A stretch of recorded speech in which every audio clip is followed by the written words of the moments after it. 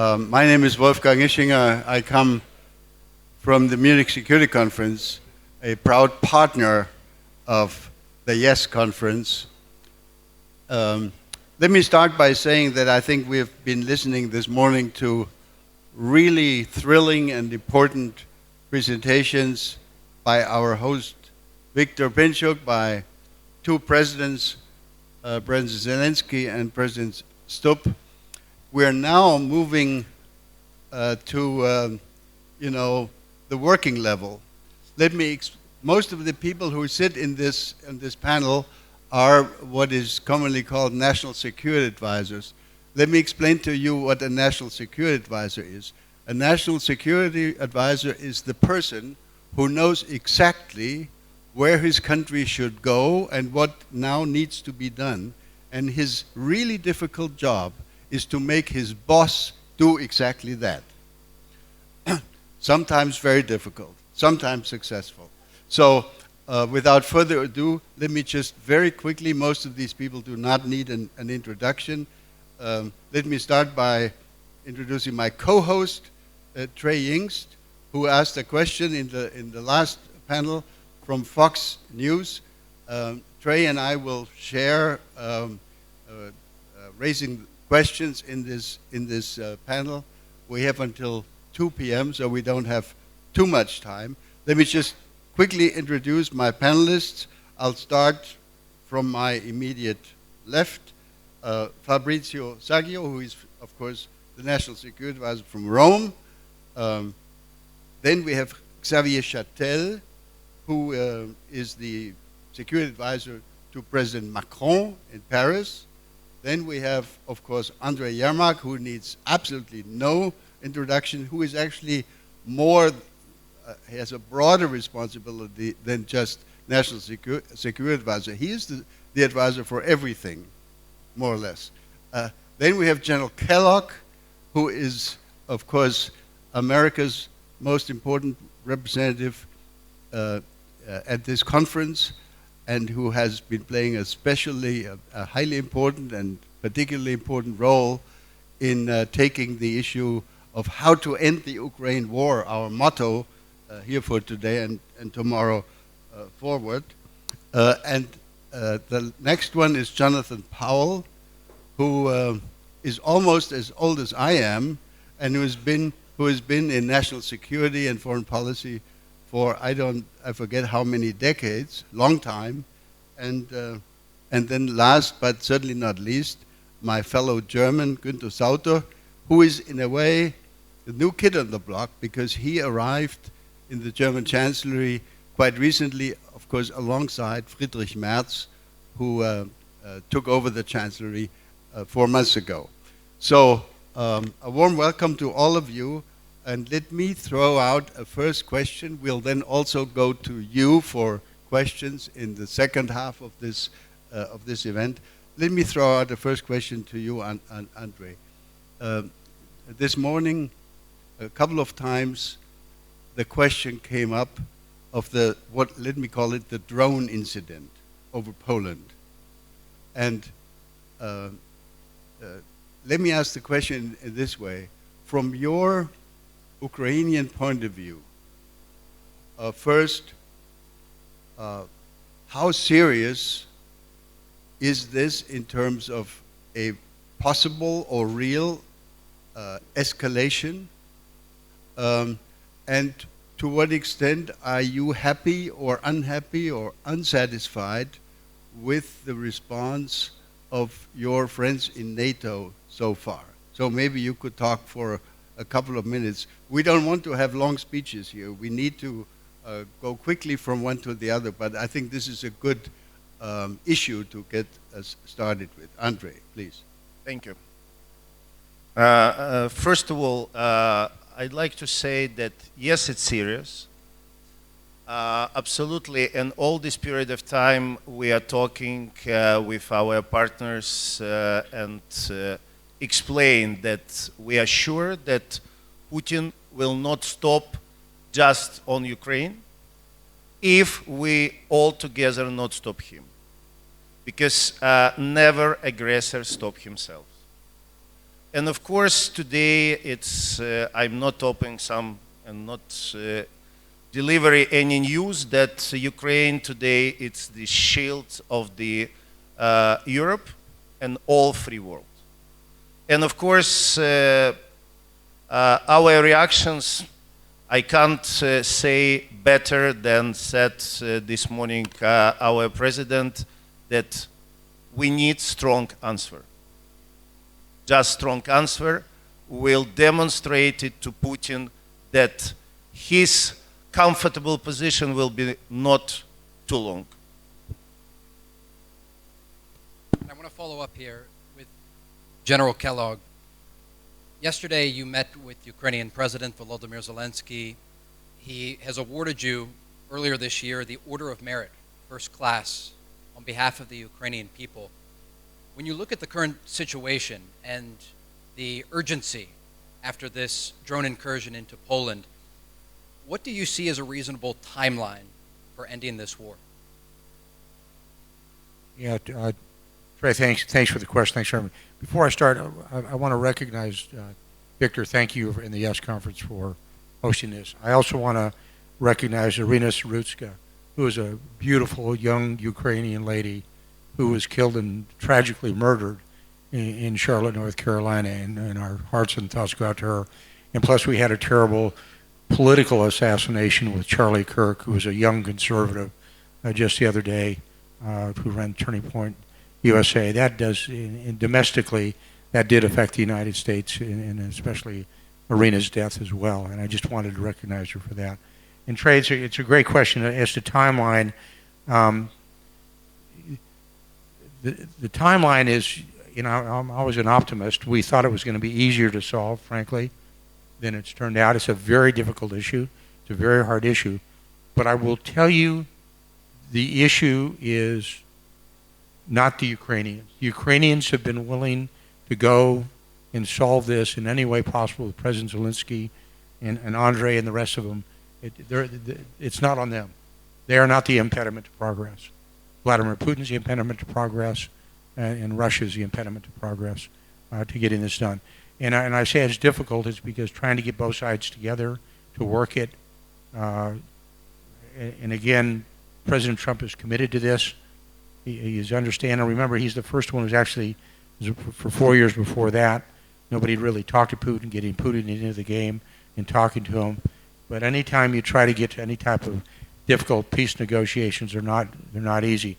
Anybody who's studied it, anytime, and I go back to even the Paris Peace Accords when we tried to end the Vietnam War. That took years upon years of negotiations in Paris.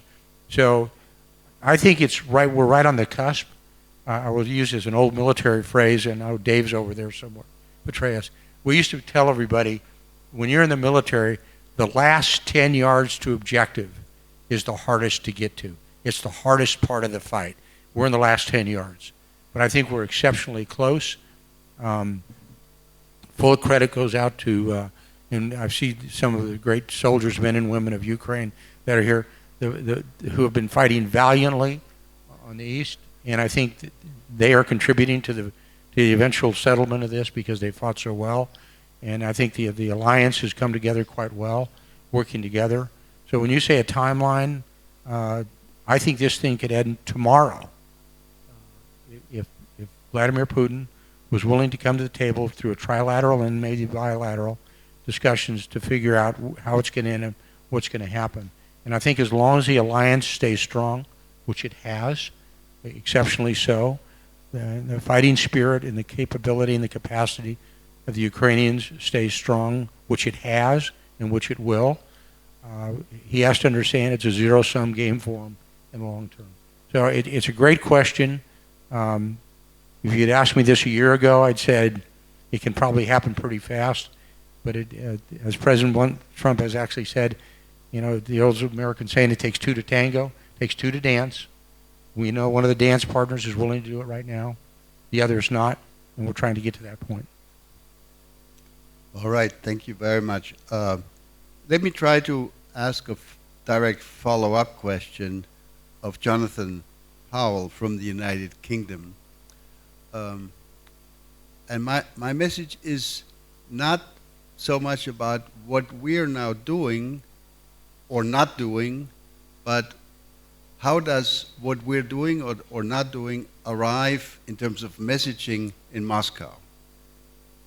More precisely put, is it your view that the message that the Kremlin, President Putin and his advisors is getting, is it your view that that is a message of Western, US and European, NATO determination to make sure that he will not achieve his war aims, full stop? And if we're not doing that, what should happen so that that strong message finally gets to Moscow? Jonathan. Thank you, Wolfgang. And let me too start by thanking Victor and the Yes Foundation for inviting us all here today and for keeping these conferences going during war, and hope that the next one will be held in peace, that we will actually finally achieve peace for Ukraine. And also pay tribute to these martyrs around the walls that we see all around us for their courage and their dedication. They've been an inspiration to people in Europe, the way they've managed to resist the power of Russia in an extraordinary way, and the horror that we feel about the civilian deaths every night with these air attacks. We really do feel a great deal of solidarity of Ukraine in the circumstances you find yourselves. In terms of Putin, I've been observing Putin since I went with Tony Blair to meet him during the presidential election in 2020. And the thing to remember about him is that his sport is judo, and what he likes is the counterbalance, the reaction, and options. He likes to keep his options open. So if we can close Putin's options off and leave him with only one option, then he will take it. So if we can make it clear that his military ambitions to drive to the borders of the Donbass and the other two oblasts, he's going to fail. His summer campaign has more or less failed already. At that stage, he will have to start thinking about other options if we're able to put pressure on him. And that, I think, is the main message we should be sending, is real pressure to convince him this war will go on a very long time if he doesn't make peace. His economic position is not good. He's managed to survive. He's turned the whole economy into a war economy. But if we can actually apply the pressure that the United States President is now talking about in terms of sanctions, targeted sanctions, in terms of the tariffs that President Trump put on India, which had an immediate impact in terms of bringing Putin at least briefly to the table. So I think the message we need to give him is definitely pressure, but pressure with a way out. So there needs to be a negotiation where he can get to a compromise that is not a complete and utter physical defeat for him, but will be a defeat for his idea, because Ukraine will still be free and still able to turn to Europe and become a successful European country in the way that West Germany was able to do during the Cold War. Günter, I want to follow up to ask about the possibility of more European pressure to bring Vladimir Putin to the table.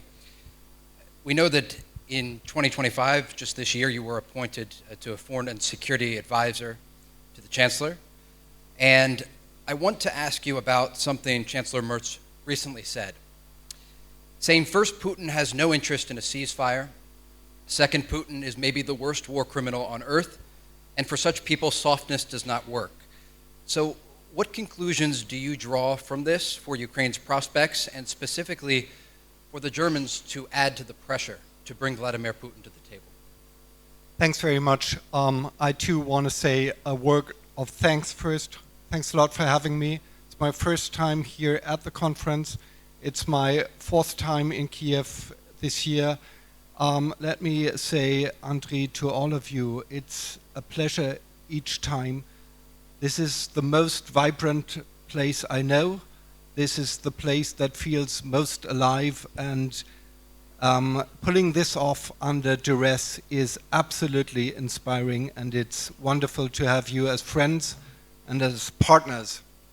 On your question, Chancellor Merz took office a bit more than 4 months ago, and I think his ambition is to bring a new German determination to the process. In terms of clarity of assessment, we want to be very realistic about who we're dealing with, and what the options are. And we want to be not only clear in words, but also in deeds. I know this is an ambitious thing to say, and it raises lots of critical questions from Wolfgang Ischinger and others, and yet I feel we need to have the courage to do that. And in terms of action, I think there are some elements that are relevant, and it's important to use a big and a broad lens here. Well, let's go through what happened over these past couple of weeks. Military support to Ukraine. We've made budgetary provisions in Germany that make us the biggest donor for Ukraine now and for the years to come. Creativity, I see some people here in the room who have been working very, very hard on that to make sure that we get more bang for the buck in creative and innovative cooperation between Ukraine and Germany on defense industry. And we're making swift and tangible progress, and we're able to do things together that a short time ago we didn't dream of. Let's think about NATO. Let's speak about what we're doing in NATO. The Hague Summit, I think, was a historic sign of resolve and a very clear and very direct message to Russia. It shows we are determined, we are preparing, and we're putting our money where our mouth is. This too is a message. NATO is being tested. We've seen it these days. We're going to see it possibly through the Zapad exercise, and we will continue to show that we are determined. Pressure on Russia, sanctions. I just want to draw your attention to a detail. A couple of weeks ago, the European Union passed the 18th sanctions package against Russia. One of the details was that the Nord Stream pipeline was on the sanctions package.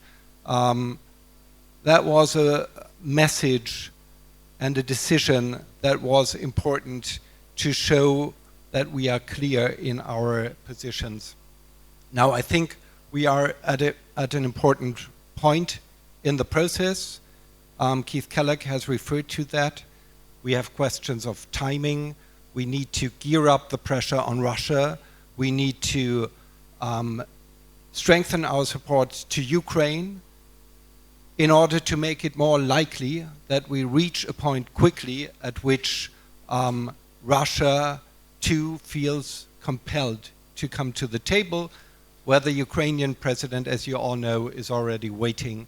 So here I'm just saying we will need more courage, and we will need more creativity to really decide things that can do this trick and pave the way for diplomacy. All right, thank you very much.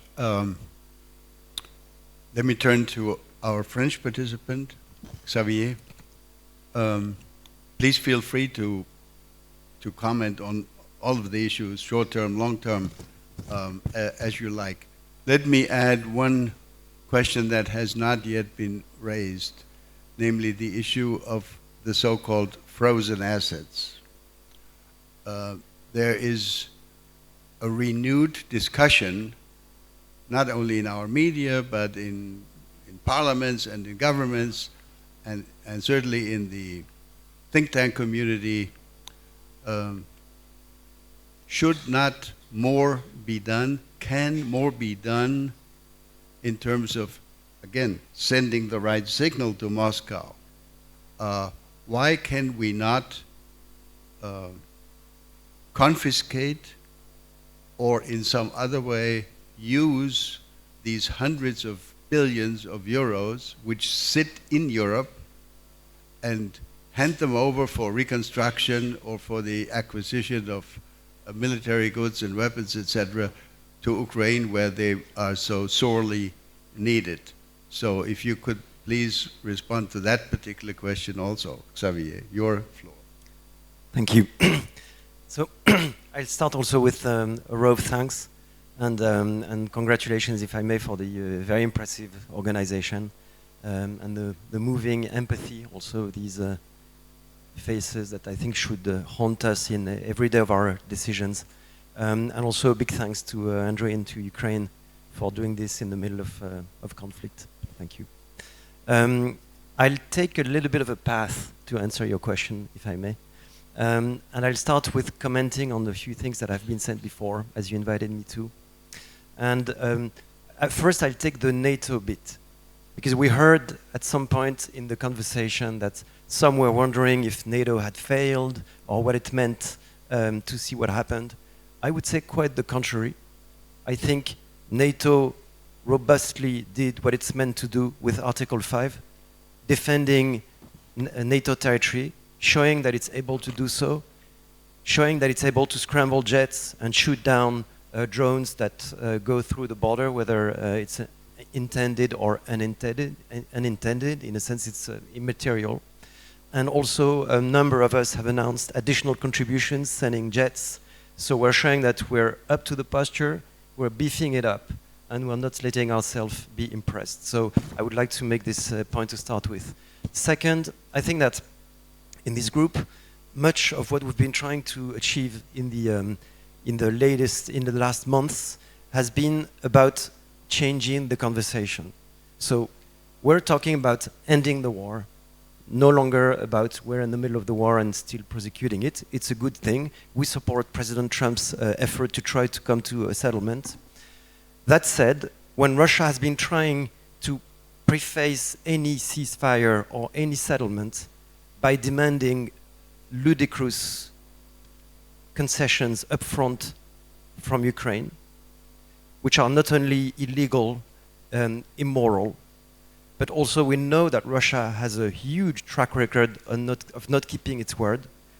We should not accept that logic. So we've tried to change that conversation and to say the issue is not to try to twist Ukraine's arm and ask ridiculous concessions. The issue is to give Ukraine the space to enter in any kind of negotiation.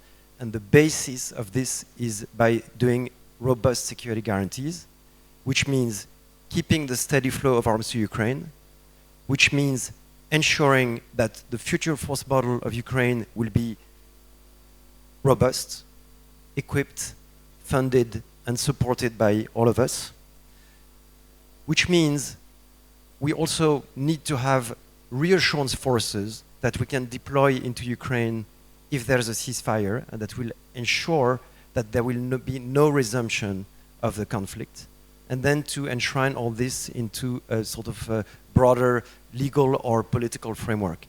On the reassurance forces, I would like to invite you to measure the progress that we've made. When President Macron came up with the idea that we might deploy forces into Ukraine as part of the ceasefire a year and a half ago, I don't know how I would qualify the reaction, but initially it's ranged from somewhere stupor to awe, and in some cases disbelief. And measure where we are now. We've come up with a full coalition, which is co-chaired with Britain. We've come up with practical military planning.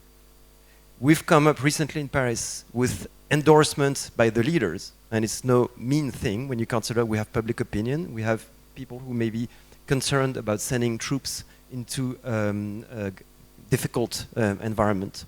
So that's where we are now. We've changed the conversation, we've put the onus on security guarantees. And that brings me to your question, and sorry for the protracted trajectory. This will work if Putin comes to the table, and there's the rub, he doesn't. So we fully agree that we need to put more pressure on him to do it. So we invite all partners to do it, whether it's America with the bills and the tariffs and everything. We know he's sensitive to it because he proposed a meeting in Anchorage after there were tariffs on India. And we can do our part as Europeans. So we're working on the 19th sanctions package with robust oil price cap and stuff and many things, and willing to work on other things. On the assets, it's not that we don't do the assets. We already use the assets. with the G7 era mechanisms. So we're already using a 50 billion cash pot, which we use for, a part of it is for military, as our British friends did. Part of it is for Ukraine's also ability to fund its budget. It's also very important. So it's not that they're idle. Now, there seem to be new proposals. The ones which were floated before had issues because often they were illegal and were in a rule of law. So our decisions can be struck down by courts. So we have to be mindful of what we do. That has to be legal. And it also has to be strategically sound because Europe needs to be thriving and not to be a depleted financial place in the future. Thriving Europe will be armed Europe, will keep Russia in check. So always willing to examine new ideas. There seem to be new on the table. We'll examine them, but we have to keep these, these important guidelines in our heads. And thank you. And sorry, I was too long. Thank you. Trey, Yes. I think Andrei wanted to come in. Yeah. Very shortly. Be honest, we heard a different opinion the last weeks about the frozen Russian assets. I want to make just two comments. First of all, recognizing all difficulties and technical and juridical, with no chances not found the solutions how Russia will pay for this war. If not, we created very dangerous precedent. Then any potential future aggressor will feel free to do the same. The second, we heard some proposals that to use these frozen assets maybe to give Russia back this money if they will be ready to go for ceasefire. Our answer, no. It's not the price for ceasefire. Trey. Fabrizio, I want to bring you in here to talk about Article 5 equivalents. But first, I just want to make a note about this panel, how interesting it is. The individuals that Mr. Pinchuk has been able to bring together are meeting throughout the year about this very conflict, trying to find solutions to end this war, this invasion. And I think it's very interesting, Fabrizio, you met in January with Mr. Yermak in Rome at the Ukraine Recovery Conference. And so in the context of the conversations you had then and what's taking place right now to find creative solutions, I want to ask you about the possibility of an Article 5 equivalent for Ukraine. Italy has put this idea forward. How can it be implemented in practice without repeating the mistakes of the Budapest Memorandum? Well, thank you, Trey. First of all, let me thank you, Yes Conference, for inviting me. It's my first conference as well as like Günter. And let me thank you, Andriy, for hosting us.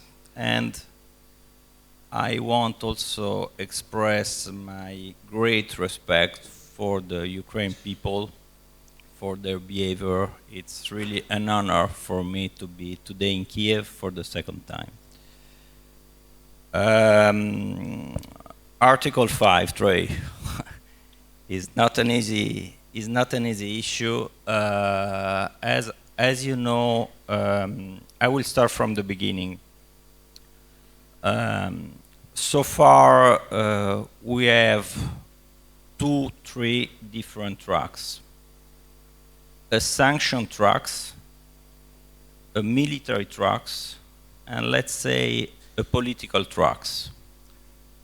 I will shortly focus on the military and the political tracks. On the military tracks, we have the coalition of the willings that is working very well. We had a really good meeting in Paris last week. And now we have something concrete in terms of plan, of planification. After many meetings, after the Washington meeting, there was a big acceleration on the CHOD tracks. And now we have many countries, included Italy, ready to support in a concrete way the coalition. But the coalition and most of the possible contribution of the different countries are related to a ceasefire. To send troops on the field, and you know the Italian position on the troops on the ground, you need a ceasefire. And also to put in place many other measures. Article 5 and the political tracks is something different. We consider something different that can live. This is really important, I want to underline, can live with the coalition. But it's something that we can put in place without the ceasefire. And it is the key. So since many months, my Prime Minister, Italian government, is trying to say that if we can imagine something with a bit of creativity, that avoid to repeat Budapest, but can allow to have also something in written that can provide security in some way to Ukraine and France, it's something that we can start tomorrow or today. It's something that we are already studying with this group, and I want to underline how important and how unique is this team.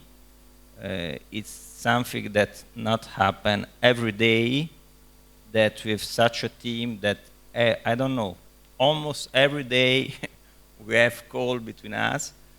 And so let's put in written some ideas that on the model of Article 5 can guarantee a reaction in case of new aggression if we will have sometimes a peace.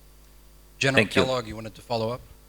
Yeah, Trey, thanks. You know, maybe we're dancing around a little bit. Part of my problem probably was a former soldier. One of the principles of war we've always had is simplicity and making things as simple as you can. I think what we're dancing around is if you want to get this thing solved, you're probably going to have to raise your level of risk and the acceptance of the level of risk that we as nations take. And we've done that historically. You know, history may not repeat itself, but man, it sure rhymes a lot of times. And just a couple of examples to put it in perspective. And I was a young soldier at the time. The President Nixon ran into that in the Paris peace talks when the North Vietnamese kept delaying. So he decided over Christmas, and was famous, what's called the Christmas bombing. And he put B-52s over Hanoi. And we lost some B-52s. And a lot of people said, well, this is going to escalation of the war. He basically said, I'm going to raise the level of risk, and you did it. When President Trump asked, why haven't we moved the embassy from Tel Aviv to Jerusalem, which had been delayed at least 36 times because of the Jerusalem Act, which said we were supposed to move it, he was told, and I was in the room when it happened, that, well, if you do that, you're going to get a third intifada. He said, we're moving the embassy. We moved it. There was no third intifada. When we went after Soleimani, we were told there was going to be another war that break out in the Middle East. When we killed Soleimani, it quieted things down, pretty much so, to do that as well. And then when we've talked about like the sanctions and the enforcement of the sanctions on Russia's shadow fleet. 70% of the oil is moved by the shadow fleet through the Baltics. Okay, we have actually done that. In President Trump's first term, we embargoed North Korean North Korean coal from going into China. We actually intercepted a ship with Coast Guard assets and Navy ships, intercepted a vessel from North Korea carrying coal. We took it to American Samoa. We tore it apart and sold it for scrap. And we were told at the time, Kim Jong-un said at the time, he reminded the president that he was a nuclear power. And President Trump at that time reminded him, I've got a red button too on my desk. It's bigger and it works. So the point is, you have to, I believe, raise the level of risk, whatever that's going to be. And until you raise that level of risk, and I'm speaking for me, and I'm not speaking for President Trump at all, but until you do that from a national security perspective, this thing is going to delay and delay and delay, and you have to be able to sometime make the decision. What's that decision point? I'll just throw one out. This is the time that maybe what you do is you go after the shadow fleet. We have actually put sanctions on the shadow fleet. Estonia recently did that. Estonia took a Russian ship that was coming through the Baltic Sea, and what did the Russians do? The Russians put a MiG fighter above the Russian ship. What did they let it do? They let it go back to port. So there's some questions out there that we as the West or the leaders is where do you want to go, and you have to raise that level of pressure, and it'll be very, very uncomfortable, and I understand that. But that's the question you have to ask yourself.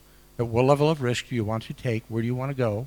And I will actually believe today, and President Stubb said that, President Stubb of Finland, I have never seen the alliance this tight as before. And I think as long as you lead it, the alliance will be there. And I would remind everybody when President Putin says he's a nuclear power, just as a simple reminder, so is France, so is Britain, so is the United States. Do you really want to play that game? Go from there. And Jonathan's going to follow up, and if, in the context, Jonathan, in the context too, if you could give us your follow-up with the understanding President Trump will be visiting the UK next week, and this is a very important time to talk about this pressure on Russia while the President of the United States is in Europe. Yeah, no, I think that's an important point. But I want to start on the security guarantee, and then I'll come to the pressure point. That I think Prime Minister Meloni deserves credit for raising the idea of Article 5 style guarantee some time back. And President Trump has now indicated he's willing to consider something along these lines. And I think now is exactly the time to try and move forward on that. And if we think about Article 5, the reason it works is largely psychological. The wording of it is one thing. It's about consultation, and we do need to have some wording of a guarantee for Ukraine. But we also need the assets to back it up. If the US has the assets in place, not in Asia, but actually in Europe, to mean that the guarantee would be real. And then what I think has been successful is the way that the Ukraine has approached this as a layered series of security guarantees. It's not just about Article 5. It's an Article 5 style guarantee. It's about US assets in place. It's about the coalition of the willing, what we European countries are willing to do to step up to the plate ourselves, both in Ukraine and around Ukraine. And then it's what Ukraine itself will do in what Sir von der Leyen calls the steel porcupine of actually developing the Ukrainian armed forces, as the President said this morning, into a new force that will be able to withstand a future Russian threat. The key point here is to deter Putin. To deter Putin, you need a series of threats against him and make sure that he's not coming back here again. In terms of the timing of it, you're quite right. President Trump is coming on a state visit to the United Kingdom this week. And certainly one of the subjects that will be very much in the discussion, I think, is how to apply pressure on President Putin. I think there's every sign that President Trump is getting increasingly fed up with Putin messing him around, playing him along, and not actually moving forward. And the question is, has he now reached the stage where he's prepared to put that pressure on, and are we Europeans willing to join him in doing so? There are ideas out there, Americans are putting forward, that we should try and join as far as we can to apply that pressure now, so that as the summer campaign stalls and fails, we can actually move into a serious negotiation. Yeah, I would like to quickly react to 3 points which have been brought up by colleagues, and they are important. And we're discussing them many times without this part of the room, just with this part of the room, so it might make sense for this part of the room to share it with that part of the room. First point is on the security guarantees. I couldn't agree more to what Jonathan just said. To me, security guarantees would work like a little temple, which rests on several pillars, and it's going to be about the right combination of pillars. Some of them have been mentioned. There's one pillar which I think is of specific importance because it's relevant once a ceasefire or agreement has been struck, but it's already relevant right now. It's what the nerds called regeneration. It's about the financing, the armament, the training of the Ukrainian armed forces. This is something that I think we must put front and center. It's the one element, Andrei, that you will be able to rely on under all circumstances, and this element must be there and it must be strong. This brings me to a second question that has been addressed. Wolfgang Ischinger has raised the question, the sovereign assets. I just want to make one point. If you look at the discussion we've been having in Europe over this issue over the years, it's been way too slow, I agree, but it's moving, and it's moving into a certain direction. We started using the windfall profits. At some point, we convinced ourselves as Europeans, these funds are never going to go back to Russia. They will be at least used to finance the terrible damage that has been done throughout the war.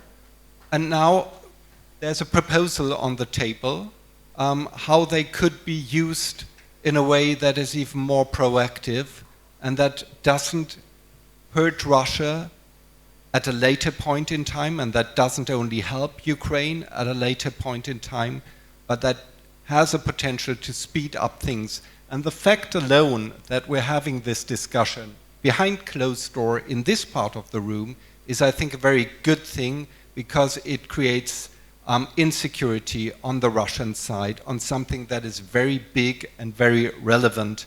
My last short remark is on unity. The Brits will have the President of the United States over next week. We've seen a lot of diplomacy, a lot of transatlantic diplomacy and talks over the past couple of weeks. This has been tough work for all of us here in the room. We believe it's absolutely worth the while. It shows we are very, very closely united, Ukrainians, Europeans, and we are working very, very hard to make sure that in this question, which is ultimately the question of transatlantic, of Euro-Atlantic security, we are united politically, but also in action between Europe and the United States. It's the most important part of our work right now. Mr. Yermak? Yes. Thank you, because we raised a so important question of the security guarantees. And all of my friends know that for us Ukrainians, this is the very important. Plus, we have very bad experience why we so deeply understand, and why for us any just general conversations it's always a trigger, because we clearly understand that the paper umbrella in the rain, it's good look but useless. And of course, after Budapest Memorandum, after many others agreements and some commitments, happened what happened. And of course, using and study very deeply all this experience of all our years of independence, now we are talking with our partners, and we definitely understand which security guarantees we need. Because again, it's not just about us, because now we are shield of all the Europe and the all free world here in Ukraine. And President this morning was very clear, and he said that, of course, the first, it's our military force, not limited, and well-equipped, prepared and have everything which we need to defend our country. The second, what my colleagues discussed, it's Article 5.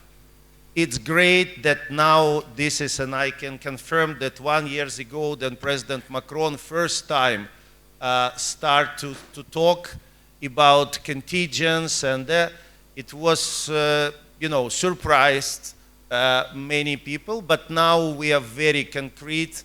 And the last meeting in Paris, it was with absolutely concrete results. It's not final, I can't discuss in details, but all the partners exactly understand it. Now it's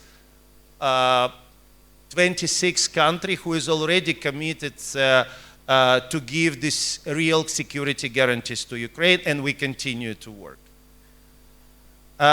Sanctions, we discussed membership in European Union, and we joined reconstructions and economical guarantees, because we are clearly understand that as much as investments of our partners will be here in Ukraine, it's our, again, very strong security of the guarantees.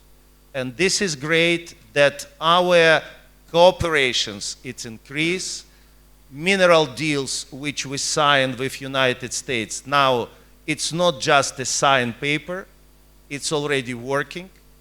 We increase our cooperation with our partners in different areas, especially of the military productions. You know that today Ukraine is a leader of the production of the different kind of the drones. It's recognized by all the world. It means that we continue to work. We work every day. We will continue, but now already on the table, very concrete things about the security guarantees. And this is a very important, because we need to do that never in our lands, just any potential aggressor just not started to think to start such a war. How confident are you these guarantees will be implemented in the days ahead? I'm sure about it. You know, we are living during the war, we are living that we know another chances and another opportunity. We need to defend our country, and we need to secure our people and our country. Xavier, you All want right. to? Xavier, and then I'm going to raise a question to the entire panel. Xavier, you have the floor. Yeah, okay, quickly two points, picking up on things that were said before. The first is on Article 5. I would just like to insist on the fact that an Article 5 type solidarity clause with Ukraine would be the most tested one. And Article 5 is not something that you state, it's something that you demonstrate. It needs to be backed up by forces, procedures, posture, and determination. And so all of this needs to be forthcoming. When we consider that on countries like the Baltic states, on which one could argue that Russia has a lesser claim than on Ukraine, although no one should have any claim on anybody, on these countries, their sky is constantly tested by incursions. We've come up in the last decades with Baltic air policing by NATO, etc., etc. So we need to make the daily demonstration that Article 5 is going to be prosecuted and enforced. So when we consider doing Article 5 type guarantees with Ukraine, we need to think that it's very serious business and that it needs to be backed by forces, procedures, and by determination. That's the first point. And second point, to pick up on something that Andriy said, you were the first, Andriy, to remind us that, of course, the future force model of Ukraine needs to be unlimited. This is absolutely crucial in numbers and in capabilities, because we know the Russians have always wanted to limit, but in particular, the ability to strike deep into their territory from Ukraine or from any other place in Europe. And here, I would like to make a point. Russia has prefaced its war in December 2021 with treaties that hinged not only on Ukraine, its capabilities, its neutrality, etc., but also on the broader arrangement of European security. And this war is not only about Ukraine, but it's also about Russia trying to reshuffle European security to its advantage. And if we enter into any kind of discussion on NATO posture on the eastern flank, on European capabilities, on exercises, on all these things that Russia has been articulating as Russian demands under the general term of root causes, if we're going to enter into this discussion, it should not be from the point of view of enduring, but from the point of view of stating. So we should not be on the receiving end of claims. We also have our claims for European security. We need to define them, and we need to also to develop the capabilities that will allow us to have leverage in pushing forward our claims and not just receiving Russian demands on limit this, prevent that, prohibit this, etc., etc. And this is a work that we've been calling our European friends to do together with us. Sorry. Thank you, Xavier. I think you're making a very important point that aside from the military aspects, that politically we need to make sure that we are not on the defensive all the time. I think that's the point you're making, that we should be making very clear what our expectations, what our demands are with respect to Russia. Just one point of warning. I think after maybe one more round of questions, we'll open the floor. So if you have any question or comment you want to make, be prepared. In a couple of minutes, it's your time to speak up. But I would like to, before we do that, I'd like to raise one other issue that came up this morning in the presentation by President Zelensky, but which hasn't been discussed here so far: China. My impression was, and I'm not surprised, that President Zelensky expressed in his way a certain disappointment, certainly not much joy about the way China has been handling or has been participating or not participating in efforts to end this war. So my question to the panelists, especially of course also to General Kellogg, because the relationship between China and the United States is for the United States one of the principal issues, and it's also for China probably the single most important strategic issue. But I'm asking the question of all the panelists really,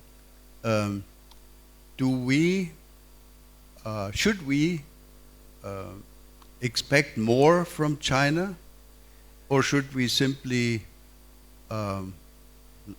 lower our level of expectation? Will China sit on the fence watching what's going on? Or can we expect, we, the West, Western countries, that if we keep talking to our Chinese partners, that they will try to play a more proactive role than so far? What is our level of expectation? Can I ask General Kellogg to start, and then maybe whoever wishes to comment? Yeah, a couple things. Let me first go right back to Article 5, because it's an important one. Don't put your hat on an Article 5. You know, read the fine print. You know, everybody, I mean, sure in this room, if it says Article 5, attack on one's attack on all. What does the second part of that paragraph say? It depends on the individual nations what the response is going to be. So you could say an attack on one is attack on all, and all we're going to give you is psychological support or something. So remember, you watch very carefully when you talk about it. Make sure people define their terms. Number two, China's got a long history, a lot longer than our history in the United States of America. They've got their own game plan. They've got the long-term game plan.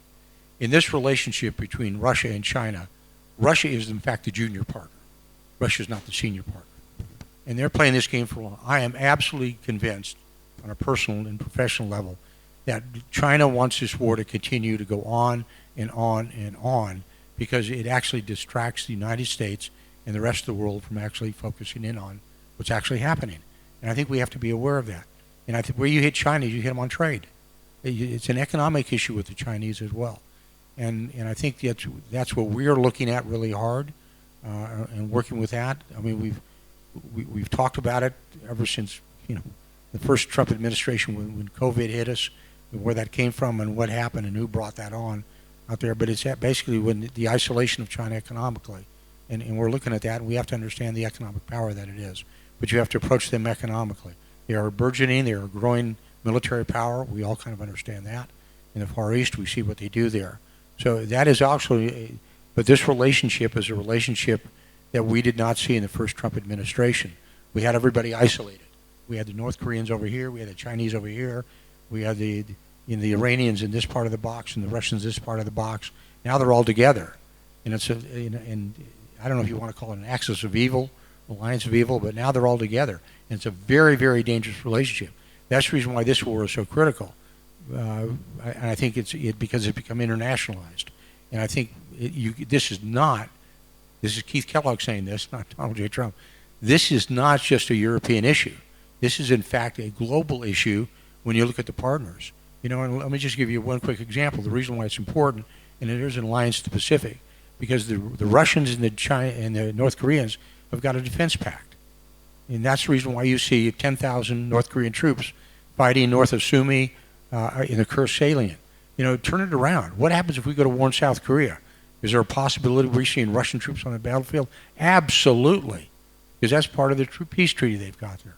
So if you don't appreciate that, and you don't appreciate the role of China, and you don't appreciate the internationalization of this, then I think you're making a huge mistake.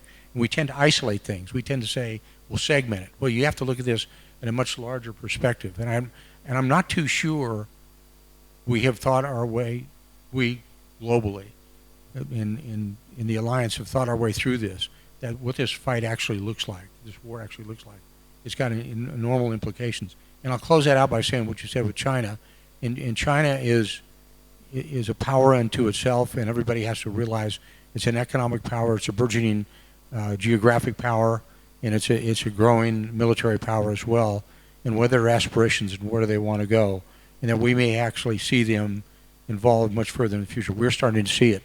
We look at it, the Western Hemisphere in the Panama Canal. If you go to Cologne, Panama, which is on the Atlantic side of the Panama Canal, in Cologne, that's basically run by the Chinese. The Chinese are basically running part of the Panama Canal. And I think we have to realize that, and we understand that. And I think with global responsibilities and global relationships, you have to do it. So it's complicated. It's not easily put in a box. It's not easily said, okay, A goes to B, B goes to C. I think we have to look at it in an appropriate way. But and I'll close this circle by saying the one thing I believe is really good is I have never seen the Atlantic Alliance as tight as it is right now. And I go back to the Cold War time. And I think that's important. It's important to know who your friends are, where your friends are, and where are they going to stand with you in the future. And I think right now that answer is yes. I know where I want to be. I know what side of the fence I want to be on, and it's this side of the fence. Thank you. Thank you. Günter Sautter, please. First of all, Keith, thanks so much for what you were just saying about the transatlantic relationship. I think when we look at China, what we hear from them are all the right signals and messages.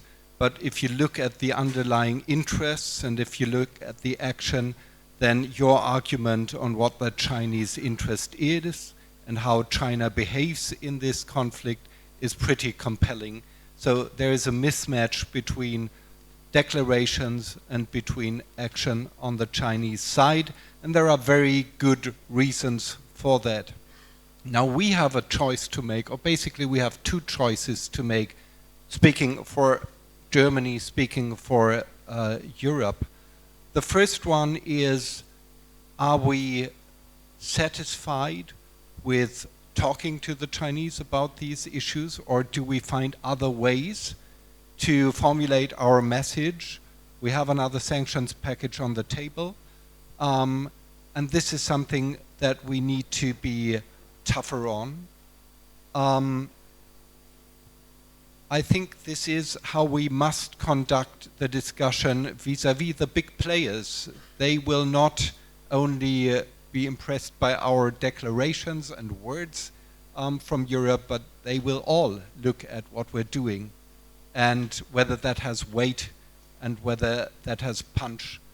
And the second question we need to address is even trickier. That is, do we get our act together on this and on other aspects of the Ukrainian war transatlantically?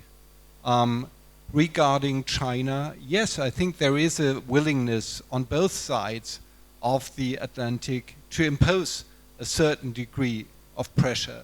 But the devil is in the details, and we must find a very intelligent way to figure that out in a situation in which this overlaps with other important questions related to trade and so on and so forth. It's, thanks to God, a discussion we're having right now, and I hope we're making swift progress on it. Xavier, please. Just a very quick reaction. On China, I think there's two issues. There's one issue which is, does China support the war effort? And we've answered previously in previous European sanctions packages by targeting this or that entity or individual. That's one thing, and maybe there's more things that we can do. And then there's a broader question, which is, how do we engage the larger global south countries and the bystanders? And here I would just make a point. When we go to Asia and to many places, when we say Ukraine, the answer Gaza as Article 1 of the double standard. So we also have to factor that in, because unless we are able to have a structured discourse on this, it weakens our argument on the indispensable defense of Ukraine. Trey, maybe now you want to take a few questions from the audience. If I may ask those who wish to ask questions to please identify yourself. We don't know all of you by your first names, and that makes it easier if you also indicate of whom you asked the question, of the entire panel or of one or two of the why don't you take it?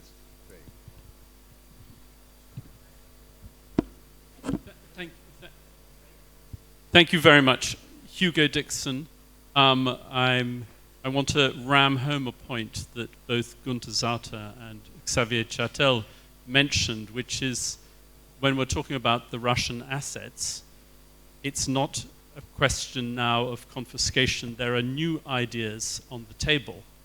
And you may not have realized that Ursula von der Leyen, in her State of the Union address only 2 days ago, talked about a reparation loan to Ukraine. This is a legally solid way of channeling potentially the full $300 billion to Ukraine, and Ukraine would only have to repay the money if Russia pays reparations. And that is the twist. This is an idea that I have been working on. We have something called the Ukraine reparation loan. And what I would encourage people here is that you can argue for confiscation. And if you argue for confiscation, you'll be arguing for confiscation in 20 years' time. It's not going to happen. But get behind this particular idea and make it happen as big as possible and as fast as possible. Thank you.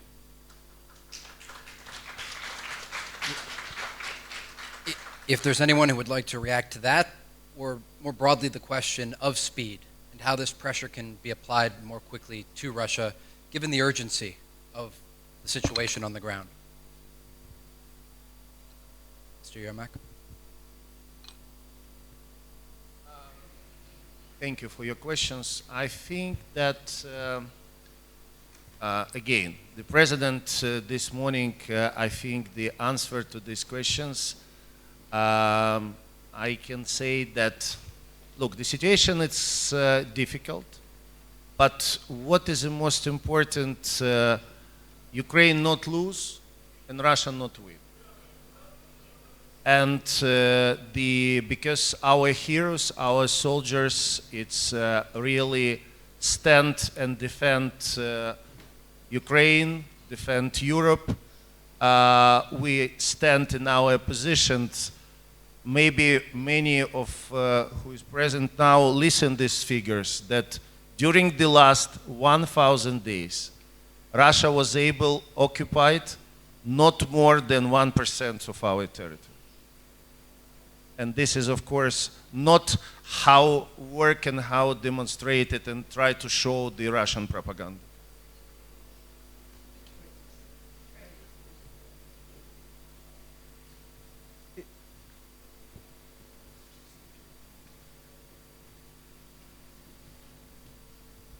Thank you. My name is Andy Honda. I represent the American Chamber of Commerce here in Ukraine. We have 600 members, and out of our members, 90% continue to operate. We had the first listing of a Ukrainian company on the NASDAQ last week, and they are here. We have many of our members, and they continue to operate, showing phenomenal resilience. Companies like McDonald's served 103 million customers during a full-scale war, opened 23 restaurants. And because the private sector isn't represented very much either at this panel or either panels, I would like to get the voice of the private sector across, because it's companies that the private sector that keep the country very much running. If during World War II we moved the technology underground, today we've moved it up to the cloud. Companies like Google, like Microsoft, like AWS, and that's what's keeping the country up and running. We're very grateful to Andriy Yermak, to the President's Office, for the dialogue we have with the business community. But last week I was in Western Ukraine, and one of our members was a big American company. 2 Russian missiles destroyed and humiliated. So they destroyed the plant, and they are sending a message that they're destroying American business, they're humiliating American business. So our members are suffering. We are asking for support to support the private sector, and these are businesses from all your countries. So I think business, we are getting the message that Ukraine is open for business, but we need to protect these private sector assets. Thank you. General Kellogg, if I could ask you about that incident, an American factory in Western Ukraine. Over the weekend, Ukrainian President Volodymyr Zelensky visited the factory, and we saw those images. From the perspective of the administration, looking at current events, as we talk about a lot of ideas here, how important is it for the world and for the American people to stay focused on what's happening here, understanding that the U.S. private sector does intersect with Ukraine? Thanks, Trey. First of all, by the way, it wasn't one missile. There were 2 missiles got here. And people need to understand, I think they were Ischinger missiles. Those things are not just random shots, because your factory is located in a very isolated area out there, and it was a deliberate hit. And as you said, it was just coffee makers. We had that discussion before about that. And I think what it just shows to me is there's an arrogance level there that has to be appreciated, that they really don't care what they target.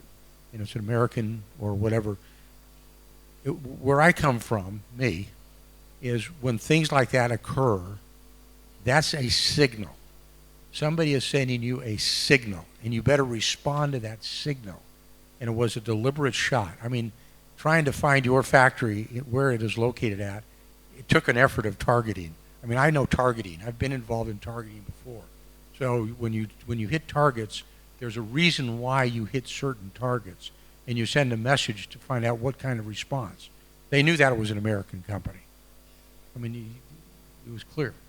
So I think in the grand scheme of things, these are the things that have to resonate, and a lot of it comes on with your industry, Trey, of getting that out there, and what does this really mean? And ask leaders, political leaders, what does this mean to you? What do you think it is? It's just a shot in the dark. But things happen with such rapidity, especially in the United States, with so many events going on and so many things occurring. Sometimes what happens on Monday you forget about on Tuesday, because what on Tuesday happens is more important than what happened on Monday, and then on Tuesday you get to Wednesday as well.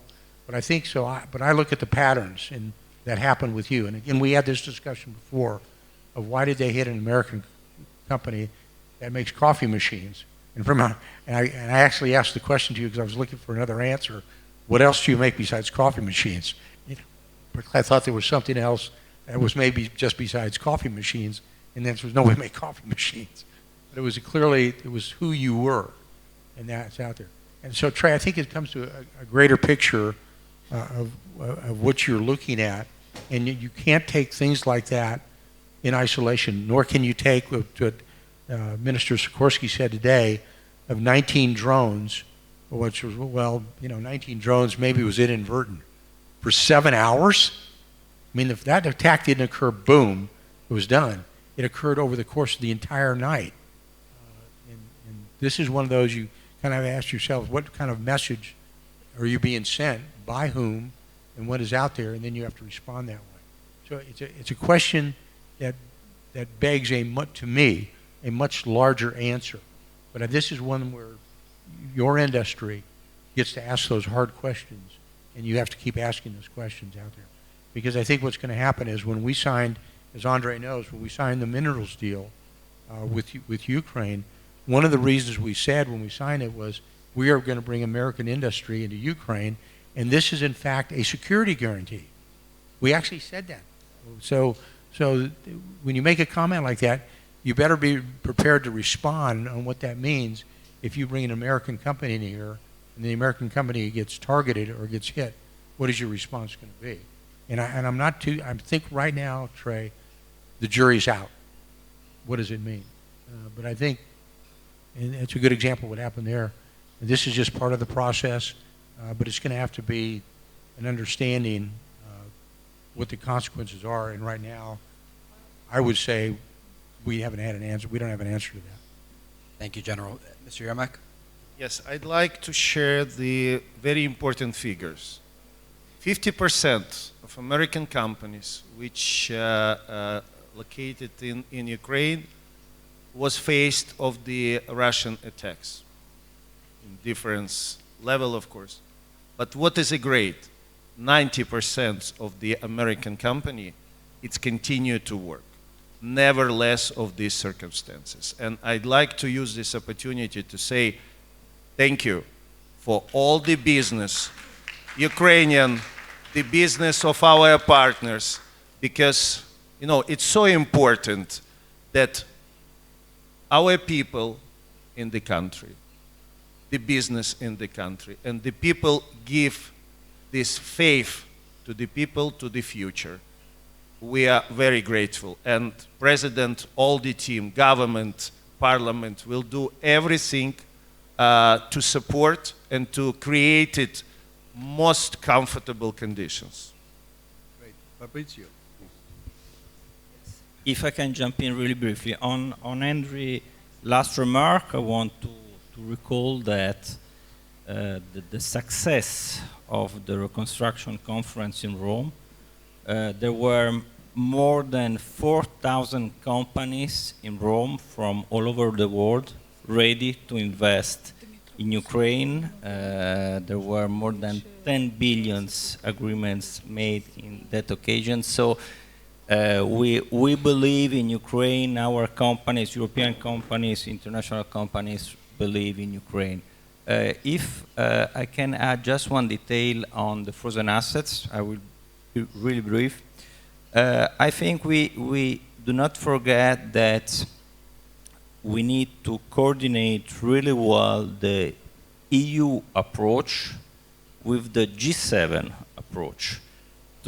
Today there is a G7 call at level of finance ministers, and I believe personally that is not only a Euroclear issue, a EU issue. We have many frozen assets in G7 countries, so we need to coordinate the two legs because we cannot act only on the EU level on this aspect. Thank you. Great. Mr. Pinchuk? Thank you very much. Professor Katarzyna Pisarska, I'm the chair of the Warsaw Security Forum. A question to our European friends here. It seems that the US administration is currently deciding on a, maybe not a reset, but normalization of relations with Belarus and the Lukashenko regime. What is our strategy right now towards Lukashenko and Belarus? What should we expect? What will you be doing together as the EU and the UK? And Andriy, what do you think about normalization? I would be very interested. And a question, very quick question to General Kellogg, to put you on the spotlight. In Poland, we have noticed the deaf silence coming out of the White House regarding the drone attacks. We don't know how to read it. We're wondering how Moscow is going to read it.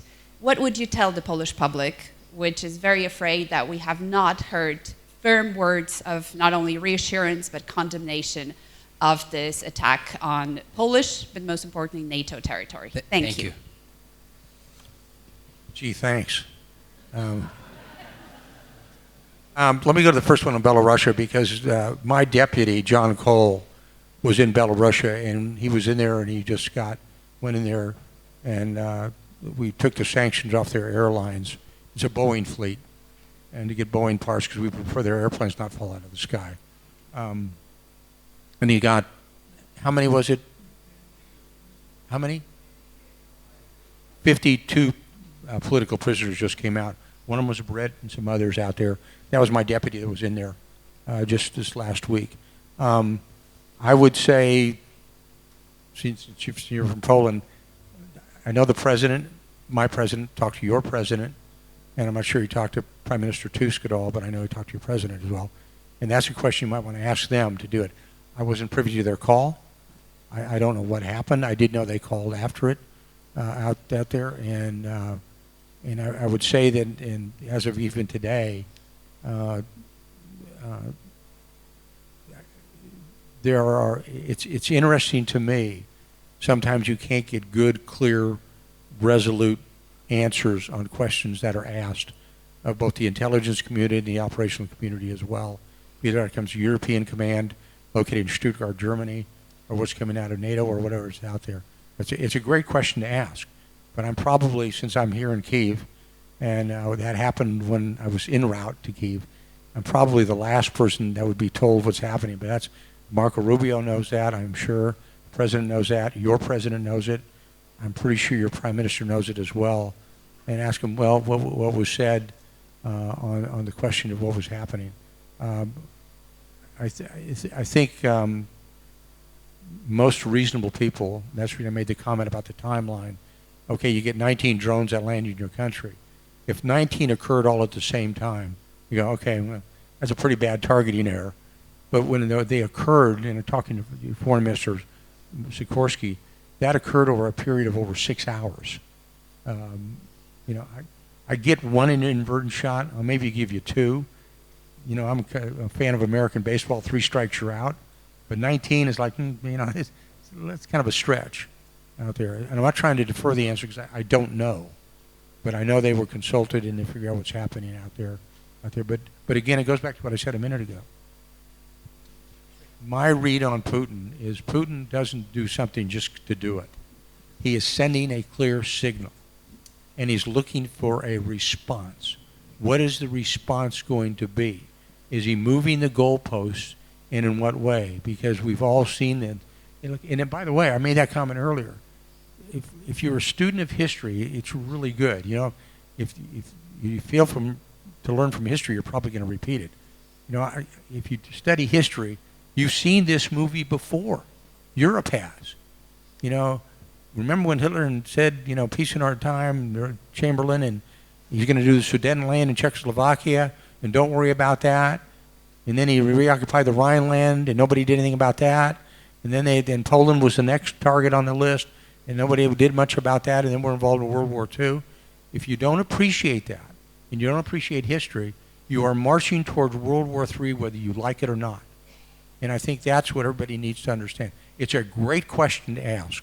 I'm the wrong person to ask it to, and I'm not trying to hide from it because most of you will notice I'm not afraid to answer a hard question. I'll probably get my ticket back to the United States pulled, but it's kind of the way it is. But I think that's a question you need to ask to a lot of others as well. We have a quick follow-up from Mr. Yermak, and then Mr. Pinchuk, a question. Thank you. Okay, so in 2 weeks. Thank you very much. Just before what happened in Poland with these drones, Ukraine issued the very clear proposals. Because during our discussions, of course, a lot of times we listen the questions. Okay, sanctions, which we hope in the end will be issued by United States. other pressing. And the people ask, what happens if Putin will not go to the ceasefire? And we was very clear. And maybe what happened in the Poland, it's more give the additional arguments. Let's do it some partially ceasefire, close the Ukrainian sky without participation of Putin. It's possible, absolutely possible. It will be secure and for Ukraine. We will be protected as minimum against missiles, ballistic, but also it will be protection for the neighbors country. Maybe it's time very seriously to think about it. And this proposal on the table. Thank you. Before handing the floor to Victor, allow me to offer one observation about this drone affair. It seems to me that NATO has, as a consequence of this, a lot to think about how well we are equipped and how well we are capable of defending NATO territory against these types of things. It seems to me that in this particular case, we NATO countries can learn a lot from Ukraine, because you guys have been doing a great job in defending against all sorts of drone attacks, hundreds and hundreds, not just 12 or 15. Victor. Yeah, thank you. Yeah, my question to Jonathan Powell.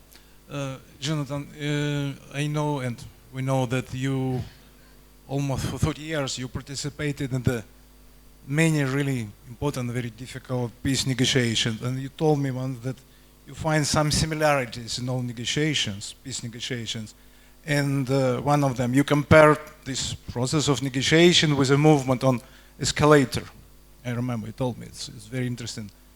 And most decisive moment when finally somebody decide to put his feet on the first step. And then, okay, sooner or later, this person will achieve that. And it means finally, even peace negotiation, most difficult, will achieve some results. And my question to you, okay, it's 12th of September 2025, where are we now? We are already on escalator, not yet? If yes, which step, first, second, or? This is my question to you. Thank you. Thanks, Victor. I wanted to end on a more optimistic note than maybe some of the tone of the discussion. And I have worked for nearly more than half my life now on peace negotiations. Some succeeded, some failed. But the interesting thing is that when you get people into a negotiation itself, they quite often, it looks impossible. The Venn diagram of the two positions does not overlap. In the case of the moment, Putin is making demands that could not possibly overlap with those of Ukraine. Once you enter into the negotiation properly, that changes. Take the IRA in the United Kingdom, in Northern Ireland. Their constitution said they couldn't give up their weapons unless there was United Ireland. We went into a negotiation. We didn't even discuss the United Ireland. In the end, they gave up their weapons. And I believe it will be true here in the case of Ukraine too. I do believe that if we stay united, that is Europe and the US and Ukraine, if we keep the pressure on Russia, if we stay focused on what we're trying to do, in the end, Putin will get on that escalator. He'll put his first foot on the step, and it will take him to somewhere where at the moment he says he's not going to go, where he doesn't offer real security guarantees. He wants to go back to Budapest and have a veto on everyone else's security guarantees, where he wants to hang on to territory he hasn't even been able to capture yet, where he wants to undermine the sovereignty of Ukraine and stop you developing as a European and free country. I think he will fail in all of those objectives. So regardless of territory, in the end, he will fail in this war. He will not achieve what he wants. There will be a Ukraine that is free, and there will be an example to the rest of Russia of what a country like Ukraine can be in the future, particularly if we really put in the sort of Marshall Plan we need. So on the escalator, I think we haven't quite got his foot on the step. I think President Trump is getting very fed up with his walking around not getting on the escalator, and I think we all need to push to get that foot on the escalator through pressure, and then we will succeed. It's a great question, and it brings us in our last 5 minutes here to the question that we came here today to answer on this panel. And is where are we with ending the war? And this is something that I hope you leave this conversation thinking about. But from our panelists, very quickly in these last 5 minutes, if you could answer this question, Mr. Yermak, where are we with ending the war? I try to answer by such a way. 3.5 years ago, we have started and asked our partners, please give us the weapons, and you can see how we are fighting. Now all the world recognizes that we are one of the best fighters in the history. When we ask finance support and said that you can see how we increase our own productions. Now we in the leaders of the production of the different kind of the drones. Now we are asking, please, create it atmosphere by pressing, by strong answer that Putin will be on the table of real negotiations. And help us to be strong in these negotiations. And you can see we win and in the table of negotiations. This is my answer.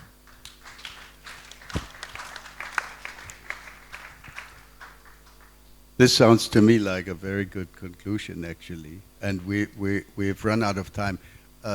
Trey and I need to apologize for a good number of you who have raised your hands.